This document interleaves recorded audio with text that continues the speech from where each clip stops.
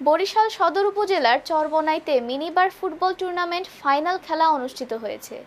খেলাধুলায় মনোনিবেশ করো, মাদক মুক্ত দেশ গড়ো স্লোগানকে ধারণ করে চাঁদেরহাট স্পোর্টস ক্লাব এই ফুটবল টুর্নামেন্টের আয়োজন করে।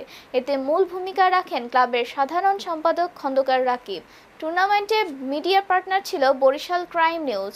শুক্রবার 24 অক্টোবর অনুষ্ঠিত ফাইনালে ট্রাইবেকারে চাঁদেরহাট স্পোর্টস ক্লাব ৩-২ গোলে বন্ধুমহল 7 স্টারকে পরাজিত করে চ্যাম্পিয়ন হয়। এতে প্রধান অতিথি ছিলেন বিএনপির জাতীয় নির্বাহী কমিটির সদস্য আবু নাসির মোহাম্মদ রহমতুল্লাহ।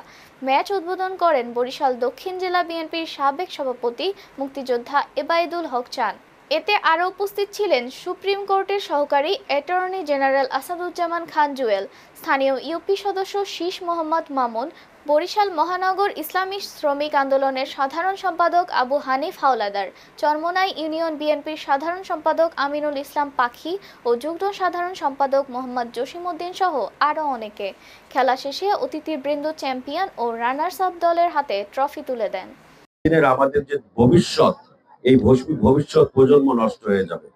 3 নম্বর কথা হলো, আমার বড় ভাই এবাদুল্লাহ চান সাহেব বলেছেন, যেহেতু আমরা রাজনীতি করি, রাজনীতি ছাড়া একটি সমাজ চলে না, দেশ চলে না। দিন শেষে গিয়ে কিন্তু রাজনীতিবিদদেরই হাল ধরতে হয়। একজন জবাব দিয়ে আদানের দিন শেষে একজন জবাব দিলে হবে। দিন শেষে গিয়ে হাল কিন্তু রাজনীতিবিদদেরই ধরতে হয়।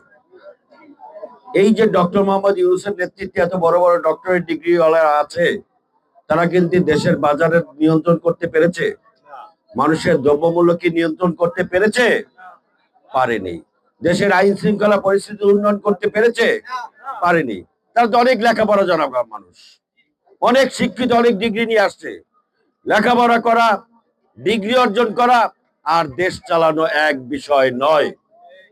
এই জন্য তারা কিন্তু জোর করে ক্ষমতায় থাকতে চেয়েছিল, কিন্তু তারা দেখেছে যে আসলে ক্ষমতায় থাকা সম্ভব না, তারা দেশ চালাতে ব্যর্থ হয়েছে।